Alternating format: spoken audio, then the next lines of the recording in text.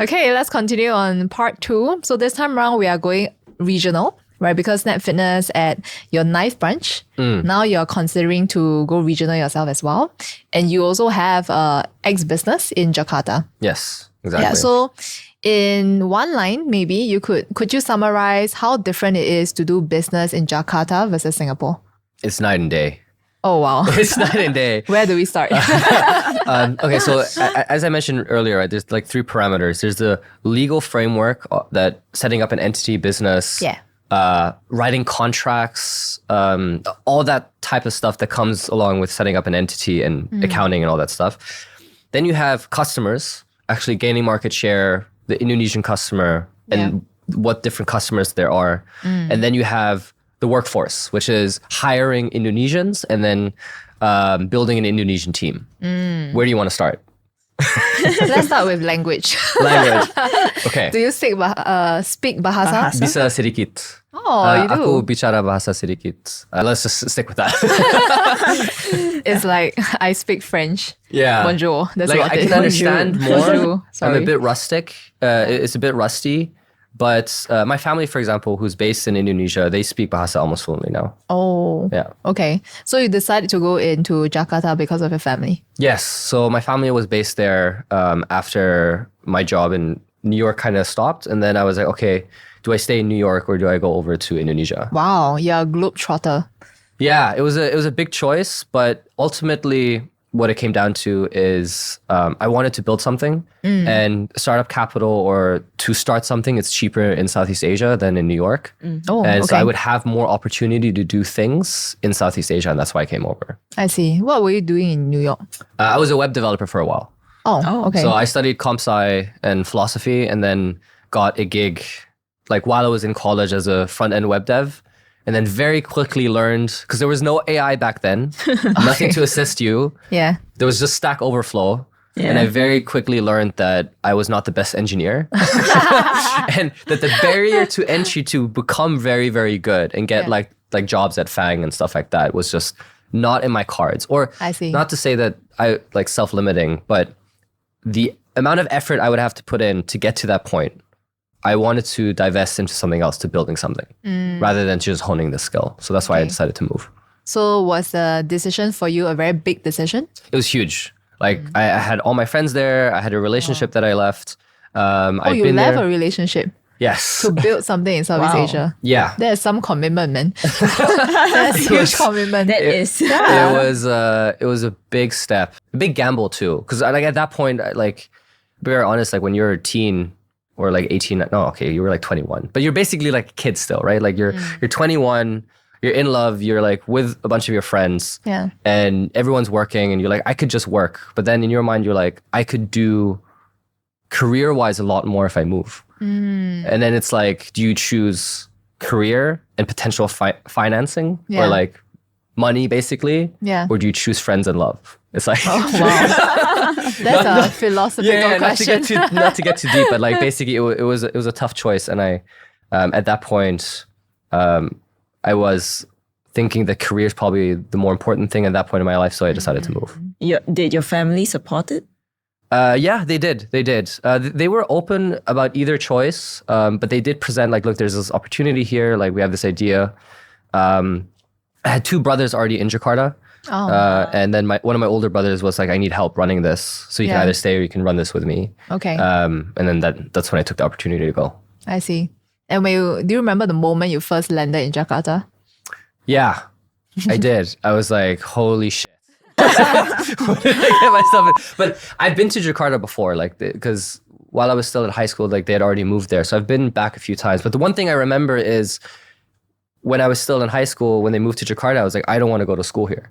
Oh. So that's why I came to boarding school in Singapore. I see. But then I decided to move there, and I was like, okay, I'm going to work and live here. And the culture, the contrast of being raised, or even between Singapore and Indonesia, it is very different. The language is different, the culture is different, the history is different. The way people talk in meetings is different, even if it's English. Yeah. Like you'll have to chit chat for 20, 25 minutes before you even get to the point. If you're the less senior person, you probably have to wait half an hour to an hour before the meeting even starts. That's very different from Singapore. Very different. Yeah. Because of the traffic, you'll probably only get 2 physical meetings in the day. Now it's better after COVID because people are more comfortable with online meetings. But before COVID, you had to physically meet people. And because of the traffic, you get 2 meetings. That's it. So the productivity and the pace is very slow. Yeah. What was the biggest culture shock for you? I guess biggest culture shock in terms of business, right? Yeah, business and career, not the culture. Business-wise. There's a way to do things in Indonesia that is the right way, and then there's the Indonesian way. The right way and the Indonesian and way. And oftentimes, people don't want you to do it the right way. So I was just going to ask, are they not the same? They're not the same. There's the way that Indonesians do business, and then there's the way foreigners come in and they think they need to do business. Yeah. And then that's how they trip up or get tripped up or suddenly get screwed over. Doing business in Indonesia is trepidatious. That's right. Wow. Yeah, because like even right now, like a lot of foreign investment has left. Oh. Because it's just so difficult to navigate. Yeah. I remember one of our friends sharing that, in Singapore, you go to an accounting firm to get your books done. It's okay, get your books done.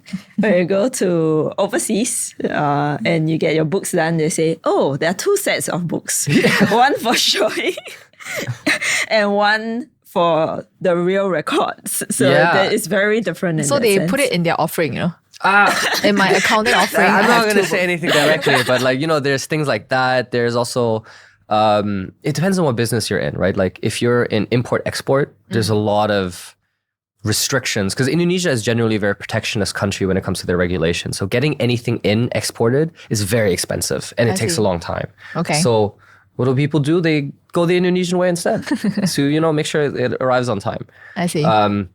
Similarly with like legal documentation, right? Here, everything is in English, straightforward. Digital signatures are allowed, right? In Indonesia, there has to be an Indonesian version of the legal document. It has to be in Indonesian. Okay. There has to be like a sticker on it. Then you have to sign wet ink on that sticker, and then it has to get notarized. And the notary, it's a whole thing. Notarized. Wow. Like a lot of the legal like share transfers, everything like that has to be notarized, and that. All those, they're like all these little barriers, and that creates a lot of friction in doing business. A lot of red tape. A lot of red tape. So what business were you doing for brothers back then? We were doing a sustainability analytics company. So we were building software to help companies, big corporates, basically measure their social and environmental impact, right? This came right at the time of like ESG funding, and like ESG was really, really big. And I think we came in at the tail end of ESG, but before greenhouse gases, scope 1, 2, 3 became really big. So we were on the tail end of ESG, so we had to pivot because suddenly ESG wasn't important anymore. Yeah. And then we got into the whole greenhouse thing, and then with COVID having happened, and then us having to pivot again after like 3 years, we decided to shut it down because doing another revamp of the product. We tried to do our Series A. We only fundraised like half of it. And then we were like, do I really want to do this for another 3 years? And then at that point, I had to tell the teams like, I'm sorry, we're gonna close the company and then cut our losses and try something else. Yeah. What do you learn from that season? A lot. I mean, nowadays, some of those learnings have adapted because of AI, right? But back then, technical development, software development, as a non-technical founder. So, I mean, I was semi-technical, like I had a technical background, but I was not an engineer at heart. I see. So that translation from me to the engineering team to building something, and then also understanding user problems in a corporate environment where the feedback iteration cycles are very slow, it's very difficult, right? Because translating or getting feedback from customers and then turning that into features or a product that they actually need and want and would pay for. And then generally development was slow. Or is slow and expensive. So at that point, I think the biggest lesson I've learned is if you are doing anything tech related, before spending any money or hiring anybody, make sure you validate the use case that someone would pay for it before you hire an engineering team or anything like that. Nowadays with AI, it's so easy to build MVPs. I would just say validate your product and monetize it before scaling, right? You can do it yourself. Anybody could probably learn how to do it. I see. Yeah. That's a great tip. Yeah, no, absolutely. Yeah, because traditionally, people who think about tech business, it's fundraising, getting a team to do it. The first and thing then you do is bootstrap. hire. Yeah. And then what do you have when you hire? You have burn rate, and suddenly you're burning cash, and you're like, shit. You're like, oh. And then because you burn and you've hired someone, you're like, I need to use them, so I will build. And that's when you get into a trap of building random shit, which is also not great. Right. And then you overbuild, which is even worse. Yeah. So take the time when you don't have anybody on your payroll to really validate the use case and define the MVP scope. And then if the further along you can get into the MVP without hiring, the better. I see. Like maybe even hire a designer and prototype artist to just build a functioning prototype without the engineering aspect and validate that. Yeah. And like engineering is the last step. It's really the last step. And we did the exact opposite. I think the first thing we did was hire a head engineer.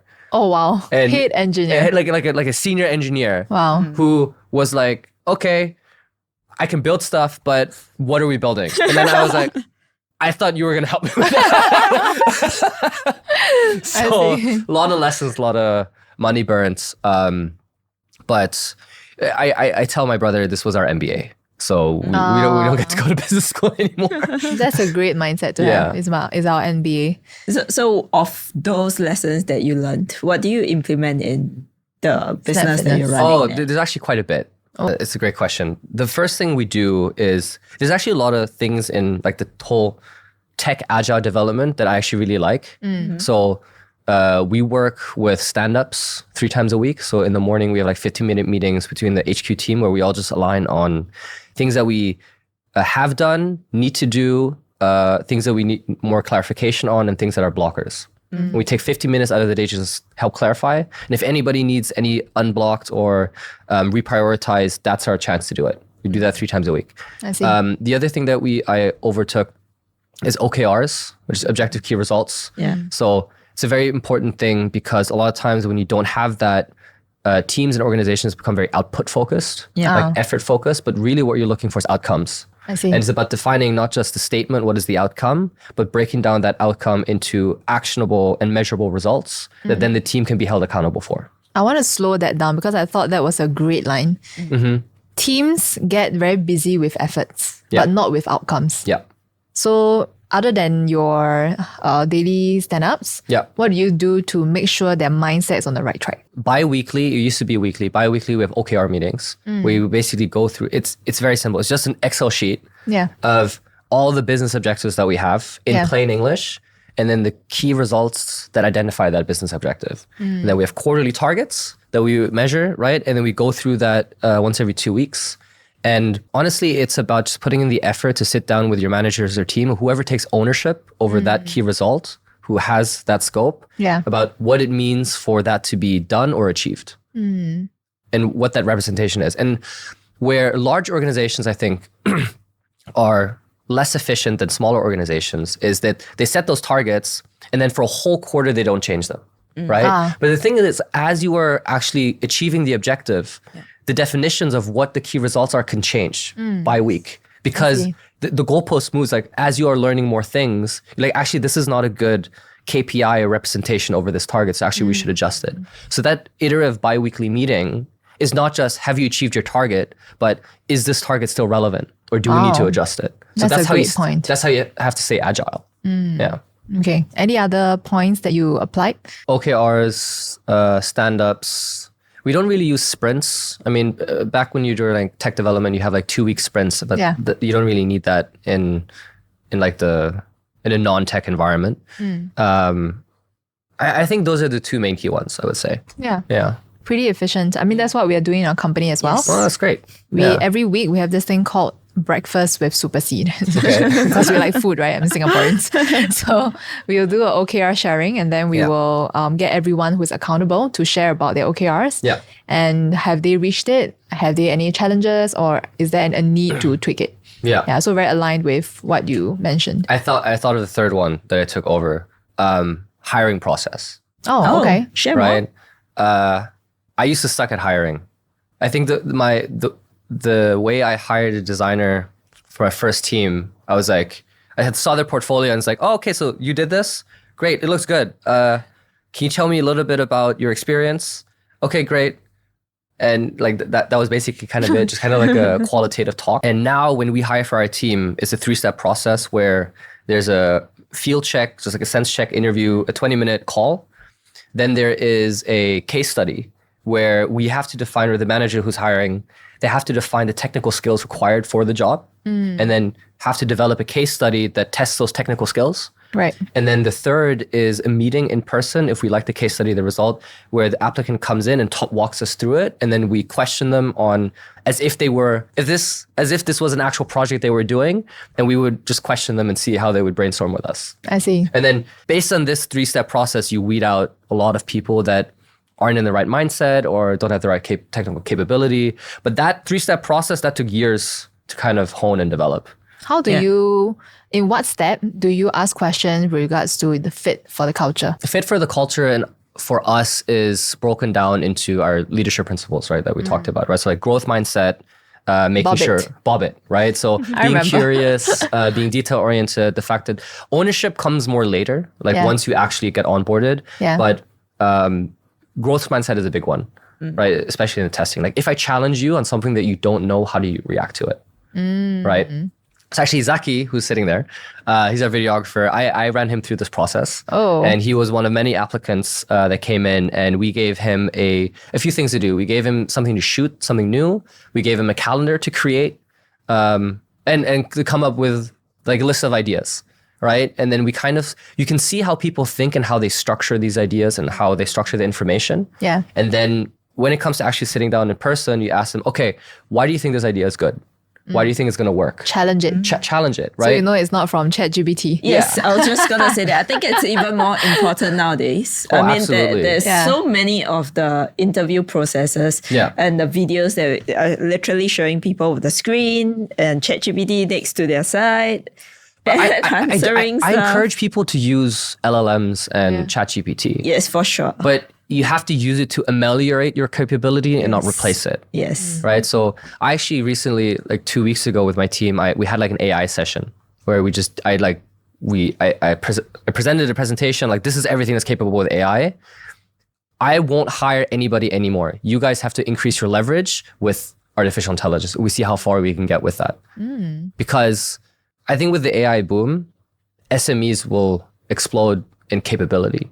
I think the big companies will suffer or they will also improve because they can cut workforce, but it's kind of bad. But the thing is, SMEs will be able to create so much more output and outcomes because they have so much more leverage. That's true. Yeah. Okay. Well, back to Jakarta. Oh yeah, sorry, we got sidetracked. No, I think it's a good sidetrack, good learning application about hiring, about what are some learnings that you used to put in your new company, right? Yeah. So if you look at your whole journey in Jakarta right now, if there is a need to enter the market again, how will you do it differently? Oh, okay. First of all, I wouldn't go into Indonesia. Let's start there. Why? Sorry. I wouldn't go into Indonesia because the way landlords collect rent is you have to pay a year up front or multiple years up front. You need a lot of cash. You need a lot of cash. I see. Unless you have connections, right? Again, it's a very like, if you have network, that is the ultimate superpower in Indonesia. Oh. Like if you can get one of the, like as an international business coming in, if you can get one of the big like conglomerate families to back you and then open doors for you, it can be very easy. And then you have access to a huge market, right? But they get a piece and like someone else. It is not a country where you can easily just go in, we're going to do it our way. We're going to be the big guys here. We're an international brand. No, you'll get fleeced. Like it's just not possible. Interesting. So I guess if I were to go back to Indonesia, the first step before doing anything is finding the right partner. Because me as a foreigner, as a non-Indonesian, cannot succeed on my own when I'm there. I would need a local partner that is just as invested into the vision and into the business as I am. I see. Yeah. Well, a lot of people like Indonesia because the market is huge. It's massive. Yeah. Do you have a perspective that you want to share on that? It's like you know Aladdin in Disney? Yeah. That cave you walk in is full of treasure. Yeah. But if you take anything, it kind of like collapses on you. Yeah. That's what I feel like Indonesia is. Wow, that's you very descriptive. Right, you Okay. go in and you see, wow, it's the opportunity, 240 million people, massive country, natural resources, like all this opportunity, and like a lot of inefficiencies. There's a lot of problems and opportunities to be solved, Yeah. right? But if you're not careful, your local partner will take away your equity. Like if you Yeah. don't, like the legal system won't protect you because you're not Indonesian. Like the general fundamentals, which makes Singapore such a great place for international business, like comprehensive and transparent legal frameworks, I or see. being protected by the rule of law generally, right? That encourages or gives foreign investors the risk appetite to be like, I will invest money here. But Indonesia, that's a lot trickier. I So see. huge opportunity, huge upside, high risk, high reward. Yeah, High risk, high reward. absolutely. If you're Very Indonesian, specific. it's different. Yeah. But as a foreigner coming in, it's like, again, another ball game. Oh, or marry a Indonesian wife. Even those, I've heard stories where the wife suddenly is like, okay, I will take everything. Wow. Because Okay. what happened is that what a common structure is in Indonesia is a nominee structure. Because so there's two types of companies in Indonesia. There's PT and there's another entity structure which is where a foreigner is allowed to own equity. Okay. Right? PMA, PT PMA. So PT and PT PMA. The PT is actually not allowed to be owned by a foreigner. I see. But it is cheap to set up. It's easy to manage. The regular, like the requirements of putting money in is very low. A PT PMA, I think you need to put in like 10 billion over 3 years, 10 billion rupiah, Wow. which is 700K USD over 3 years, which is like a significant yeah, investment, it's quite right? significant. You But- can own a gym in Singapore. Yeah, right? You can open More up than that, 3 right? gyms maybe in Indonesia, right? But that PMA structure, the reporting requirement, regulatory requirement, CapEx requirement is a lot higher. I But see. that is the structure where a foreigner is actually allowed to own. And on top of that, there's a blacklist of all businesses that foreigners are not allowed to have a share in, like hair salons. There's certain types of farming. Yeah. I might be wrong, but there's like a blacklist. I see. Of- Which is correct because they Sounds need like to some protect local jobs. yeah. Sure. Right. Local But then what services. happens is you have a foreigner who marries an Indonesian, and then because of the blacklist or because of PT is easier, they have a nominee structure where they basically put everything under their wife. And then the wife suddenly feels like, oh, she has leverage. Yeah. And then she's like, okay, bye. And then leaves with everything. We're just kidding, guys. Marry for true love. yeah. And true love is real. True love is real. And you can test it with a PT PMA structure. It's an interesting way to test it. Although I find it interesting that the first thing that you say is to find a partner in the country, because I think that is one of the best ways, I think, in terms of internationalization, whether is it Indonesia or other places. Yeah. I mean, that's what franchising basically is, right? It's finding the right partners to help you scale. Yeah. Right. So which is your next country? We are looking at Malaysia, potentially. Not anytime soon because we're still solidifying Singapore, but that is a potential next region that we are looking at. We've seen tremendous growth in the fitness market there. But again, different countries are different beasts. We can't Yeah. just think, okay, whatever we have said here, copy paste over there. Sorry. So there's some due diligence that's still required from our side. But that would be if we were to expand, that would be the next step. Also, it's funny, HQ from Australia came up to me and then looked at the gyms in the north in Woodlands, and they're like, your gyms are remarkably close to One another. Johor Bahru. Oh, right. It's just right across. Yeah. From right the across. map, right? Yeah, from the map. And he's like, They have no idea about the custom jam and everything in no. between. But all they see, like geographically, it's so close. And it's like, what? Do you want to expand to Johor Bahru? Would you want like just that Wow. region? And I was like, okay, let me think about It's Malaysia. a different ball game It's altogether. very, very I different cannot ball game. imagine. Yeah. Yeah. Oh, that's an interesting conversation. So perhaps next year or the year after, you'll see Snap Fitness. We'll see. I think let's get to double digits first. I mean, we're 9, we're almost there. Yeah. But strong double digits, and then we'll see You'll about move. expansion. Do Yeah. you feel that what is your maximum number of gym clubs you want to have in Singapore?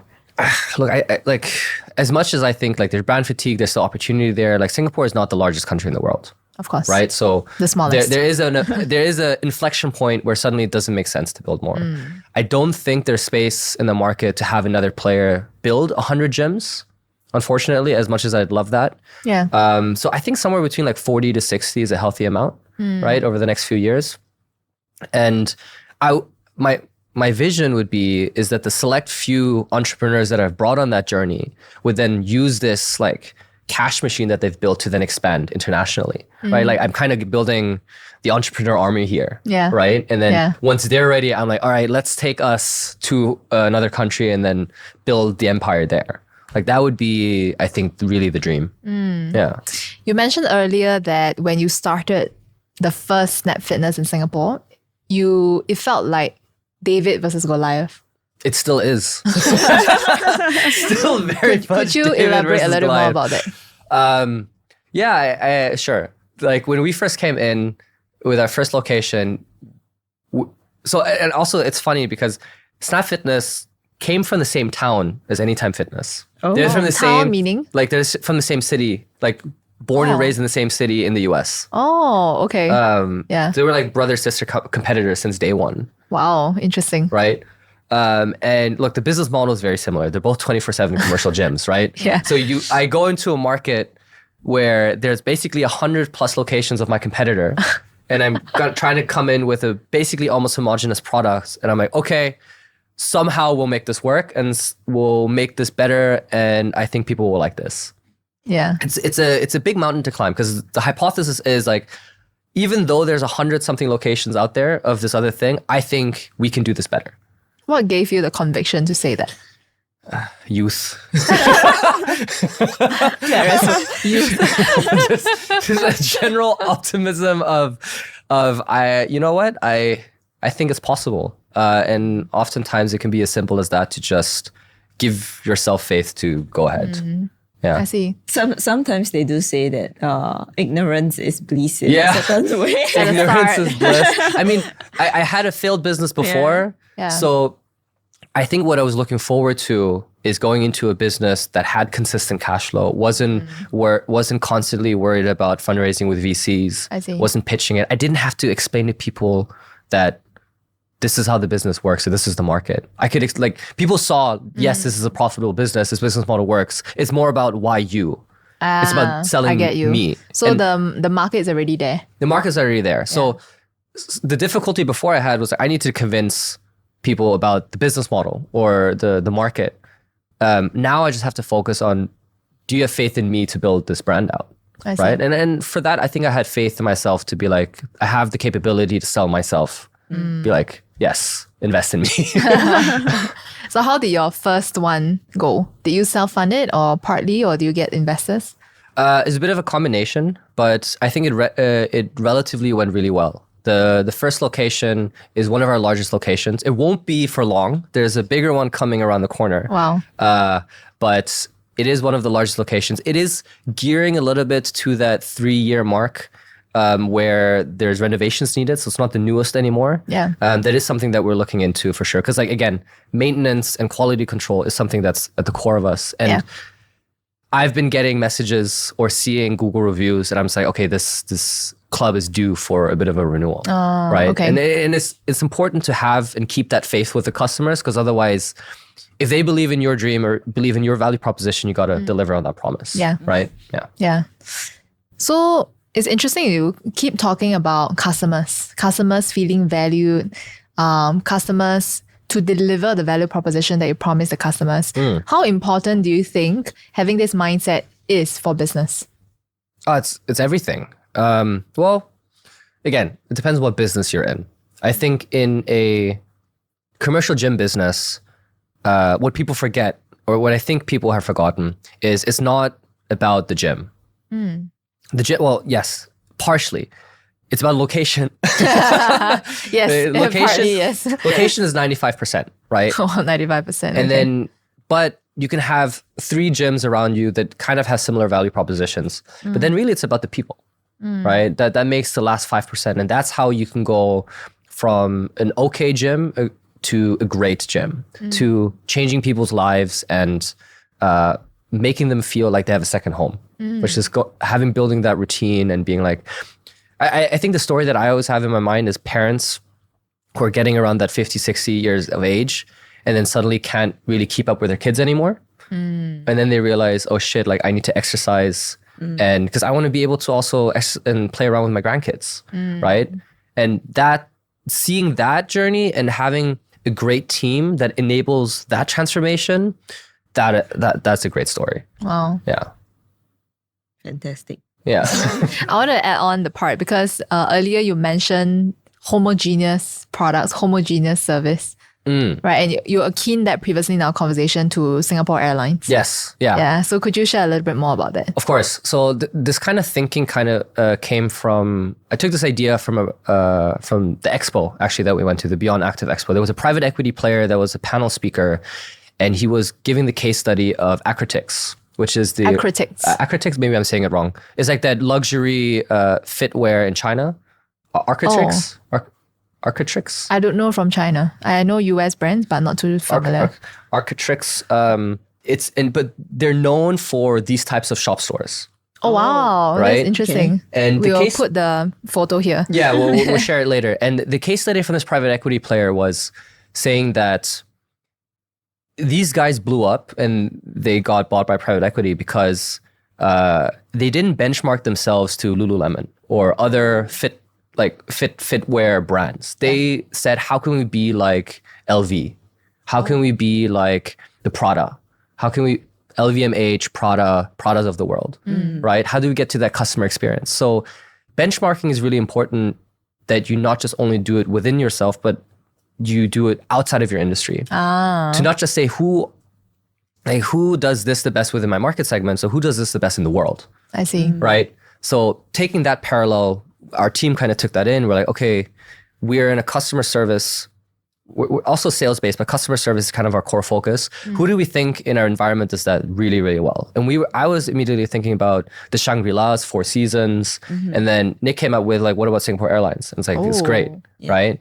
And Singapore Airlines, the more we dived into it, is a really great case study because they came into a market where they don't have the biggest fleet, right? They can get just as good Airbuses and airplanes as anybody else, but how are they going to differentiate themselves in a market with all these big airlines? Yeah. Right? And the way they did that really is by having the best customer service in the world, right? And that kind of brought around this whole philosophy for us. How do we adopt that type of thinking in our organization as well? Not to say that we've successfully achieved it yet, but we're on the journey to think so. Yeah. See. And with retail markets, right? Now we are seeing a lot of trends where the retail rentals are going sky high. Yeah. How they impact your 9 branches as a whole? Oh my God, rental rates. We specifically talking about rental rates, right? Yeah. Yes. Okay, give you guys some numbers, some value. So I would say 4 to 5 years ago, the general rental rate for gyms you could bid at, maybe like 7, 8s, you'd still find some 6s.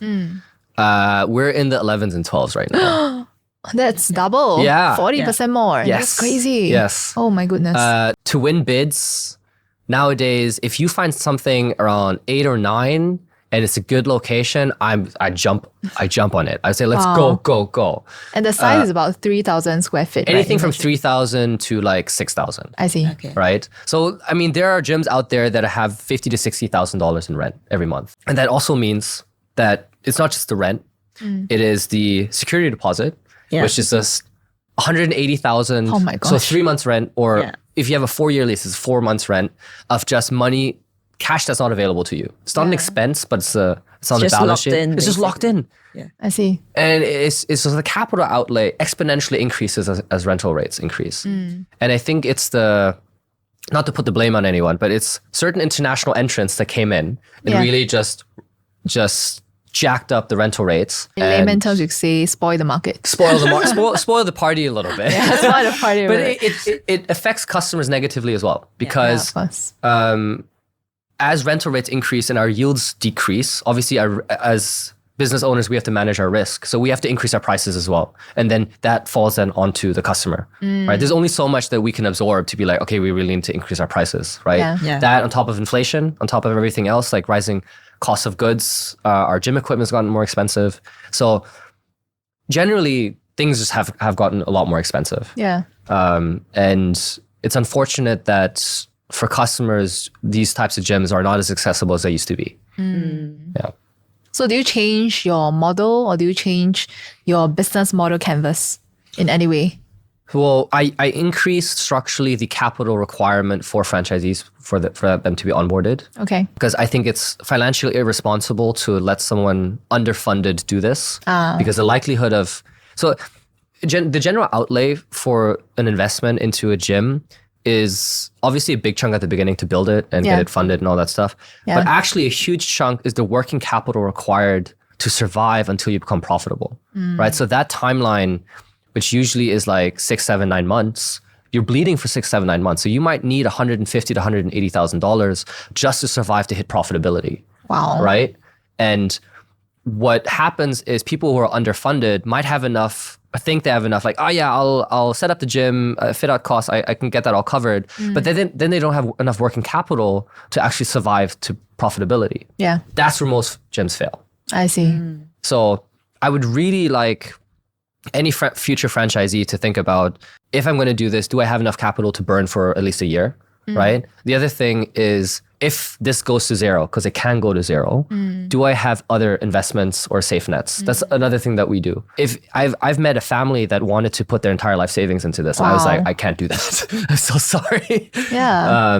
And I just had to tell them, look, that's too much risk for you and for me, because I will feel responsible about your well-being if this doesn't go right. Yeah. Yeah. I mean, having that conversation is so important, right? Yes. What's the stake in the game? Absolutely. And whether there's equity in stake. Yeah. Yeah, because maybe for you, you are running a business and obviously you have multiple branches, right? But for them, it's their whole life savings in there. So it's really not the right stakes. Absolutely. Into this. I always try to explain, like, franchising is like an investment. It's an investment product, just like anything else. Yeah. And you measure an investment based on risk, return, liquidity, and timeline, right? If you have your bonds and equities on one side, your risk is whatever the returns are or whatever you put in. Liquidity is quite high. You can get your money out quite fast. Okay. Right? Potential return, medium, and timeline is as long as you want, right? If you're starting a business from zero, the upside potential is super high. Yeah. Right? But risk and liquidity is very, very low. Risk is very high, but the liquidity is very low. Franchising is medium risk because you get a system, but it can still go to zero. And the return is not as high as if you have a unicorn or something like that, right? Which is rare. But the likelihood of success is higher. I see. So what you're giving up in potential upside, you're managing your downside risk a little bit. But the liquidity aspect of it is, I think, what people underestimate is, like, you really don't see your money for 3 to 4 years. Yeah. Yeah. Let's talk about upside. Okay, sure. So what am I going to get? Money, hopefully. Okay. And how much? Okay, so let's say you do a 600 to 750K investment on a 3,000 square foot gym. You're looking to make your money back between 3 to 4 years. And you are looking to become profitable, so cash flow positive in that club within the first year. So like 3/4 of the first year. So like 6, 7, 8 months, something around there. Okay. A good profit target for a gym is around 20 to 25K of free cash flow a month. Right? So that's like a good performing Free up gym. cash flow. So free cash flow. So that does not include depreciation. So I'm talking about EBITDA. Okay. Right? No depreciation, tax, or GST. This is on a cash basis. A well-performing gym can go anywhere up to 35 to 50K. We've seen, right? But obviously the underperforming gyms, they're barely break even, right? So you have a wide range of it, but the median is somewhere around 20, 25. And generally, if we do our due diligence right in terms of the population density, analysis, consumer spending within that region, and we approve a site, there should be a fairly likelihood chance that you should be able to hit that profit target, somewhere around there. 20 is pretty good. 20 is pretty good. Yeah. 60 is even better. Of course. Right? But that's why I say 20 is good, but after tax depreciation, all that kind of stuff, it kind of chinks away quite a bit. So that's why I push my franchisees whenever they're onboarded. If you onboard with me, I'm going to push you to 3. You have to have the appetite, willingness, and resources to do 3. Because if you're only at 1 and you don't grow from there, I think you're going to struggle within this network. I see. I mean, the risk is all concentrated at the 1, right? Versus you having 3, it's kind of like split up. Yeah. And it's also, I mean, the first one, especially if it's a new franchisee who hasn't been in the business, we take extra care to make sure that first one's cash flowing. Yeah. Because the second one, they can be a bit more risky in terms of the area that they're trying, the demographic that they're trying. Yeah. But then I'm like, look, you have your first cash flowing one. It can kind of help dampen the feel for the second one. So we give them a bit more allowances. But the first one, we're really strict. Like you got to, we'll say no to like 99% of people location that they're offering. Yeah. So if you're interested to open a gym franchise, please reach out to Noah. Yes. What are the qualities of a franchisee you're looking for? Looking for someone who's really... So there's 2 kind of models. There's investor franchisee, and then there's an owner operator. Yeah. We prefer a bit of both. Okay. So that means that if you are an investor franchisee, we would still require you to be working within the gym for the first 6 to 12 months, right? And then you can take more of the investor role. If you have a strong operator already, then that's okay. But you would still have to be very involved within that process at the very beginning. Because the one thing that we've seen is that if you're completely hands-off, you don't have the language or capability to fix things that are wrong. And then that is what's required of a franchisee because you're an owner of a business, right? That's not something we'll do for you. We give you the tools, but you still need to fix shit, right? Also on the business model, 20, 25K, 3 to 4 years return over a 6-year period, a return rate of 20 to 25% on a cash basis. Just some numbers out there in case people are wondering. Year by year. 20 to 25% return over year over a 6-year period. Okay. Right. And then of course, after 6 years, it's just money flowing in. If you can renew the lease properly and your rental rates don't go up too high, and you have to also reinvest into renewing the gym, but that's always cheaper than the initial. Of course. Yeah. Okay, that's pretty good. It's pretty good. Okay, great. So next part, we'll be talking a little bit more about branding, content, and marketing. Awesome. And how Snap Fitness does it really successfully.